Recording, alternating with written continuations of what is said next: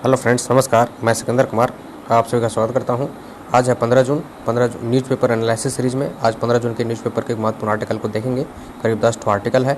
इसमें दैनिक जागरण, प्रभात खबर, हिंदुस्तान का जो है सेलेक्टेड आर्टिकल है, जो कि सिविल सेवा की परीक्षा के दृष्टिकोण से महत्वपूर्ण है, किसी भी पीसीएस परीक्षा के लिए महत्वपूर्ण है। तो इसमें हम लोग 10 आर्टिकल देखेंगे। तो पहला आर्टिकल ये देखेंगे कि 2030 तक 2.6 करोड़ एकड़ बंजर जमीन का पुनरुद्धार। यूनाइटेड नेशन के तत्वाधान में यह मीटिंग हुई है अभी हाल फिलहाल में, तो गंभीरता जताई गई है। तो इस पर हम लोग देखेंगे कि भारत सरकार की तरफ से क्या निर्णय लिया गया है इस पर। एनसीआर रहा देश का सर्वाधिक प्रदूषित क्षेत्र, ये देखेंगे हम लोग।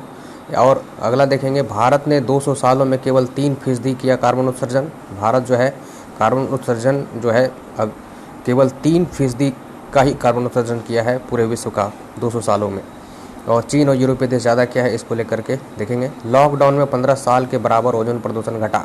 ये जो लॉकडाउन हुआ कोरोना को लेकर के, इसमें जो है ओजोन का प्रदूषण जो 15 साल में घट सकता था, वो एक ही बार में घट गया। तो इसमें क्या क्या चीज़ है और भी चीज़ देखेंगे इसमें, है ना। अगला है कि भारत और जापान के बीच में जो है मैरीन नेवी का एक एक्सरसाइज हुआ, संयुक्त अभ्यास, मैरीटाइम अभ्यास हिंद महासागर में हुआ, इसको देखेंगे, है ना। कौन सा जहाज़ भाग लिया, ये भी देखना बहुत ज़रूरी है, वो देखेंगे।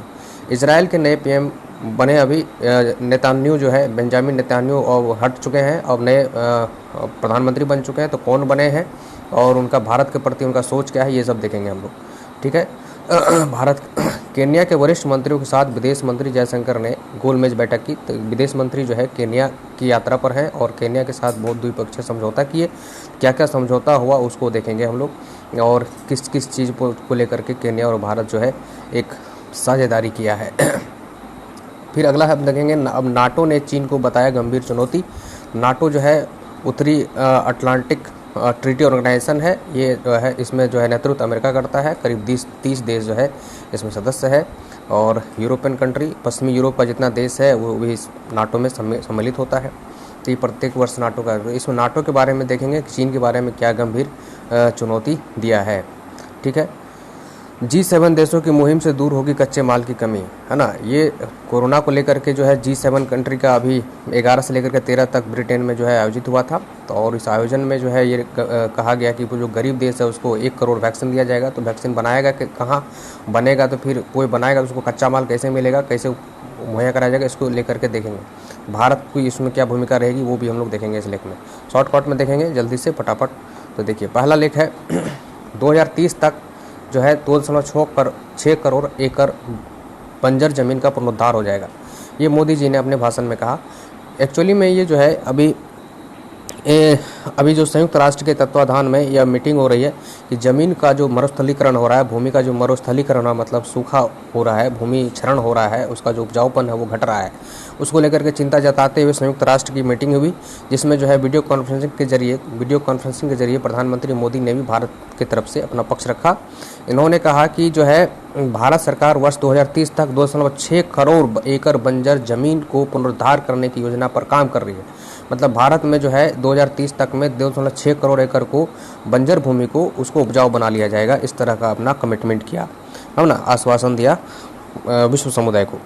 विश्व के सभी देशों से आग्रह किया कि भूमि व पर्यावरण को नुकसान से बचाने के लिए पूरी मानवता को सामूहिक तौर पर जिम्मेदारी उठानी होगी। भूमि पर बढ़ते दबाव को कम करना होगा। मोदी ने कहा, हमारे सामने बहुत सारा काम है, लेकिन यह भी काम बहुत ही महत्वपूर्ण है, इसे गंभीरता से लेना चाहिए। बिल्कुल सही बात है, ठीक है। तो इस तरह से जो है भारत की तरफ से कुछ चिंता जताई गई, और कुछ अपने तरफ से जो कदम उठाने वाले हैं मोदी जी, और भारत की तरफ जो कदम उठाया जाने वाला है उसके तरफ उस चीज़ों की जिक्र इन्होंने की है। तो भूमि क्षरण रोकने के लिए, मतलब भूमि का जो है उपजाऊपन खराब जो हो रहा है, उपजाऊपन कम हो रहा है, उसको बचाने के लिए जो है वन लगाने की योजना पर सकारात्मक जो है काम जो है भारत सरकार कर रही है। इसके लिए जो है ये इन्होंने कहा, ठीक है। तो ये है, तो इसमें बस यही है। तो संयुक्त राष्ट्र के तत्वाधान में यह मीटिंग हुई है कि भूमि की मरुस्थलीकरण, सूखा, भूमि क्षरण विषय पर आयोजित उच्च स्तरीय संवाद, उच्च स्तरीय डायलॉग, जिसमें भारत के प्रधानमंत्री ने अपना पक्ष रखा और कुछ अपनी उपलब्धियों को भी बताया कि जो है वन के क्षेत्र में जो है पिछले कुछ वर्षों में वन का जो है दायरा हमारे देश में बढ़ा है, कार्बन उत्सर्जन भी घटा है, जिसके कारण जो है ये पर्यावरण पर जो दुष्प्रभाव पड़ रहा है उसको कंट्रोल करने में हम लोग सही दिशा में काम कर रहे हैं। अगला देखिए, ये है एनसीआर रहा देश का सर्वाधिक प्रदूषित क्षेत्र। ये भी दैनिक जागरण का खबर है। ये देखिए एनसीआर जो है, एनसीआर मतलब दिल्ली के आसपास के क्षेत्र को हम एनसीआर कहते हैं, मतलब नेशनल कैपिटल रीजन, है ना, राष्ट्रीय राजधानी क्षेत्र।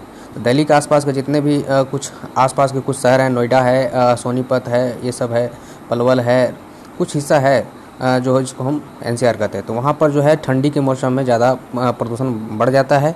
तो सीपीसीबी डैशबोर्ड की तस्वीर आई सामने। सीपीसीबी मतलब होता है प्रदूषण नियंत्रण बोर्ड है, जिसका द्वारा लगाए गए डैशबोर्ड के माध्यम से जो है ये खुलासा हुआ और जो है ये कहा गया कि देश भर में सबसे ज़्यादा प्रदूषण जो है सर्वाधिक प्रदूषित क्षेत्र एनसीआर रहा।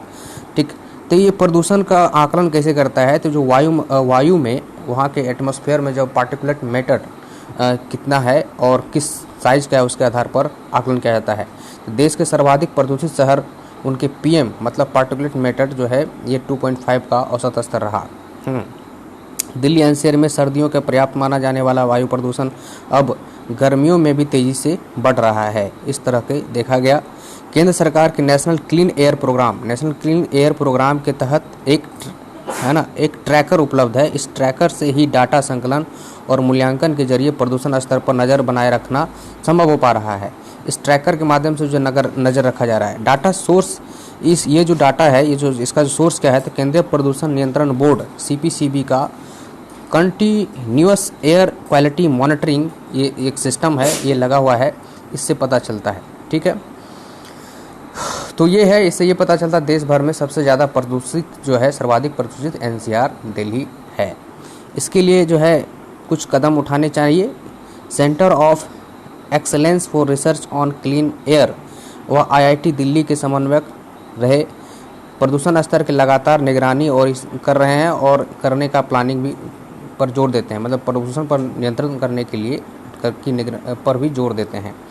ठीक है, इस तरह से ये रहा आपका सीपीसीबी का रिपोर्ट, है ना। अगला है देखिए, भारत ने 200 साल में केवल 3% किया कार्बन उत्सर्जन। भारत ने 200 सालों में केवल 3% ही किया कार्बन उत्सर्जन। केंद्रीय पर्यावरण मंत्री प्रकाश जावड़ेकर ने कहा कि भारत ने पिछले 200 सालों में से पर्यावरण परिवर्तन में केवल 3% का ही योगदान दिया है पूरे विश्व स्तर पर, जबकि यूरोपीय देश और अमेरिका ने पिछले 200 सालों में और चीन ने पिछले 40 सालों में बेहिसाब कार्बन उत्सर्जन किया है। कार्बन उत्सर्जन से ही ग्लोबल वार्मिंग हो रहा है, क्लाइमेट चेंज हो रहा है, पर्यावरण में जो है परिवर्तन हो रहा है, जिससे टेम्परेचर बढ़ रहा है, समझा ना, पर्यावरण परिवर्तन हो रहा है। तो जावड़ेकर ने सोमवार को virtual environment conclave revival regeneration and conservation of nature में कहा, है ना। इन्होंने ये भी कहा कि पेरिस समझौते के तहत विकसित देशों ने विकासशील देशों के लिए 1.1 खरब अमेरिकी डॉलर की रकम नुकसान की भरपाई के तौर पर देने का ऐलान किया था, लेकिन रविवार को G7 की बैठक में इस पर चर्चा हुई है। ठीक है, हुआ क्या है कि जैसे पेरिस सम्मेलन जो हुआ था उसमें जो है कुछ विकासशील देश को कहा गया था कि आप ज़्यादा कार्बन उत्सर्जन ना करें, इसके एवज में आपको जो है कुछ राशियाँ विकास के लिए और जो है जीवन यापन के लिए या कुछ एक्टिविटी के लिए दी जाएगी। तो उस विकासशील देशों के लिए जो है यह एक फंड रखा गया था, एक 1.1 खरब अमेरिकी डॉलर का। ठीक है, 100 अरब डॉलर का लगभग जो है साल में दिया जाएगा कार्बन उत्सर्जन नहीं करने के एवज में, लेकिन उस पर भी अभी ज़्यादा अमल नहीं किया गया है। अगला देखिए, ये हिंदुस्तान का खबर है। नासा का अध्ययन है और नासा का दावा है कि लॉकडाउन में 15 साल के बराबर ओजोन प्रदूषण घट गया। मतलब जितना ओजोन का प्रदूषण पिछले अगले 15 साल में घटाया जा सकता था गंभीरता से लेते हुए और जो है नियमों का पालन करते हुए, वो जो है एक ही साल के दौरान एक ही लॉकडाउन में जो है घट गया। ये कहने का मतलब हुआ कि नासा का ये दावा है। नासा जो है ये कह रही है कि 15% की कमी हुई पिछले साल वैश्विक स्तर पर नाइट्रोजन ऑक्साइड के उत्सर्जन में। नाइट्रोजन ऑक्साइड के उत्सर्जन में कमी हुई, इसलिए तो ओजोन क्षरण का कमी हुआ। नाइट्रोजन ऑक्साइड के कारण ही तो ओजोन में क्षरण हो रहा है, ओजोन की कमी हो रही है। लॉकडाउन के कारण वैश्विक ओजोन प्रदूषण में 2% की गिरावट आ गई। नासा के हाल के अध्ययन में इसकी जानकारी मिली है। विशेषज्ञों के मुताबिक ओजोन प्रदूषण में आई ये गिरावट इतनी है कि यदि नियमों और नीतियों की वजह से कम करने की कोशिश होती तो कम से कम 15 साल लग जाते। लेकिन ये एक है। लेकिन यह भी सच है कि जैसे ही लॉकडाउन खत्म होगा तो फिर से उद्योग धंधे चलेंगे और फिर नाइट्रोजन ऑक्साइड का उत्सर्जन फिर से होगा और फिर से वही स्थिति पुनः उत्पन्न हो जाएगी। नासा ने यह बात भी कहा है। नासा की जेट प्रोपल्सन लेबोरेटरी में आंकड़ों का विश्लेषण किया गया था, ठीक है, लॉकडाउन और उसके बाद में उत्सर्जन में कमी और वृद्धि का पता चला, ठीक है। तो इस तरह की बात इसमें कही गई। अगला है, देखिए इसका हेडिंग नहीं है, इसमें बस ये है, हिंद महासागर में जो है सोमवार को संयुक्त अभ्यास हुआ, नौसैनिक अभ्यास। इसमें जापान के नौसैनिक और भारत के नौसैनिक जो है हिस्सा लिए, जिसको जिमैक्स कहते हैं, जापान इंडिया मैरीन एक्सरसाइज। ये जो है आपका भारतीय नौसेना व जापानी नौसेना जो है इसमें भाग लिया। इसमें जापानी नौसेना की तरफ से जो है JS कशिमा और JS सोतोयुकी जहाज़ ने भाग लिया और भारत की तरफ से INS पुलिस भाग लिया। हिंद महासागर में संयुक्त अभ्यास हुआ, है ना। इस तरह से ये निरंतर होता रहता है। पिछले साल भी हुआ था हिंद महासागर में भारत और जापान के बीच में 3 दिवसीय सैन्य अभ्यास जिमैक्स। पिछले साल भी हुआ था, तो इस साल भी हुआ है, ठीक। अगला देखिए, इजराइल के नए PM बोले भारत के साथ उन्नत राजनीतिक रिश्ता बनाएंगे। तो इजराइल में जैसे कि पता है कि 2 दिन पहले ही, है ना, 2 दिन पहले ही जो है वहाँ पर नए प्रधानमंत्री नियुक्त हुए हैं, जिनका नाम है नफ्ताली बेनेट, है ना, नफ्ताली बेनेट। यहाँ देखिए नफ्ताली बेनेट बने हैं और बेंजामिन नेतन्याहू हट चुके हैं, चूँकि उनको बहुमत साबित नहीं कर पाए वो, तो ये बहुमत साबित कर लिए। ये यामानी पार्टी से बिलोंग करते हैं, जो कि दक्षिणपंथी दल है। भारत के प्रति जो है ये अच्छा विचार रखते हैं, भारत के से ये जो है अच्छा व्यवहार रखना चाहते हैं, ठीक है। यामानी पार्टी के नेता बेनेट को स्पष्ट जो है विचारों वाला दक्षिणपंथी नेता माना जाता है, ठीक। तो ये जो है इजराइल के नए प्रधानमंत्री नफ्ताली बेनेट ने भारत के साथ गर्मजोशी भरा रिश्ता बरकरार रखने की इच्छा जताई है। इन्होंने कहा कि उनकी सरकार भारत के साथ उन्नत राजनीतिक संबंध स्थापित करने के लिए कार्य करेगी, ठीक है। तो इस तरह से भारत को जो है एक आश्वासन दिया, जिस तरह से बेंजामिन नेतन्याहू भारत के अच्छे रिश्ते बनाए रखे थे, उसी प्रकार से इन्होंने भी जो है कमिटमेंट किया कि भारत से अच्छे रिश्ते बने रहेंगे, ठीक है। तो ये है। इस बीच प्रधानमंत्री नरेंद्र मोदी ने बेनेट की प्रधानमंत्री बनने के लिए बधाई दी और उम्मीद जताई कि दोनों देश के संबंध सहयोग की नई ऊंचाइयों को छुएगा, है ना। ये है। तो नेतन्याहू हट चुके हैं और ये बेनेट वहाँ के प्रधानमंत्री बन चुके हैं, ठीक। अगला न्यूज़ है, देखिए केन्या के वरिष्ठ मंत्रियों के साथ विदेश मंत्री जयशंकर ने गोलमेज सम्मेलन में वहाँ के गोलमेज बैठक में भाग लिया। भारत केन्या के बीच व्यापक साझेदारी को लेकर हुई बातचीत, है ना, व्यापक साझेदारी को लेकर हुई बातचीत। इसमें जो है विदेश मंत्री S जयशंकर सोमवार को वहाँ मंत्री स्तरीय गोलमेज बैठक में भाग लिया। केन्या के शीर्ष मंत्रियों के साथ जो है दोनों पक्षों के बीच व्यापार साझेदारी को लेकर के चर्चा हुई। केन्या के विदेश मंत्री रेसेल ओमामो, जो कि ये है रेसेल ओमामो, ये महिला है, तो रेसेल ओमामो और अपने विदेश मंत्री जो है S जयशंकर के बीच में जो है बैठक हुई, चर्चाएँ हुई। बैठक में केन्या रक्षा मंत्री मोनिका जुमा भी शामिल थी। तो इस तरह से अब इसमें क्या होता है, देखिए बैठक में बहुत सारे व्यापारिक मुद्दों पर चर्चा हुई। वर्तमान में भारत और केन्या सुरक्षा परिषद के सदस्य भी हैं, ये भी आपको ध्यान में रखना चाहिए। तो सुरक्षा परिषद में कुल 15 सदस्य होते हैं, जिसमें से 5 अस्थायी और 10 अस्थायी।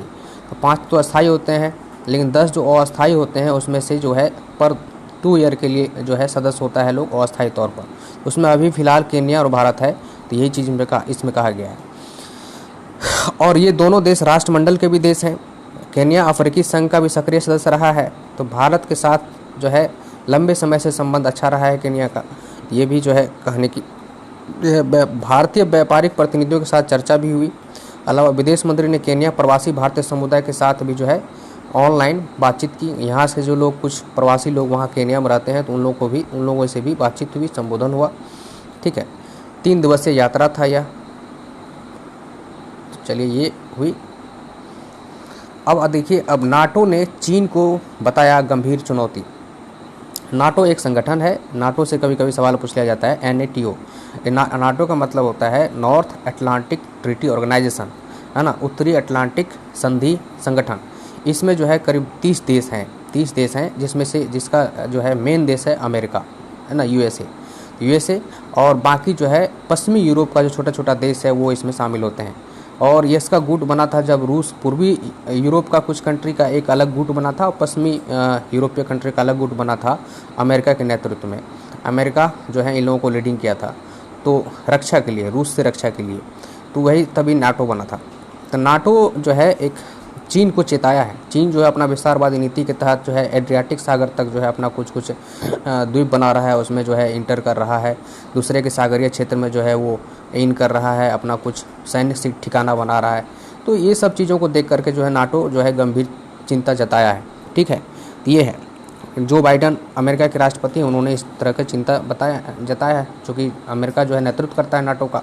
तो जो बाइडन ने कहा है, ट्रंप से उलट बाइडन ने कहा कि यूरोप की सुरक्षा अमेरिका की पवित्र जिम्मेदारी है, मतलब पश्चिमी यूरोप की सुरक्षा, है ना, इस तरह से।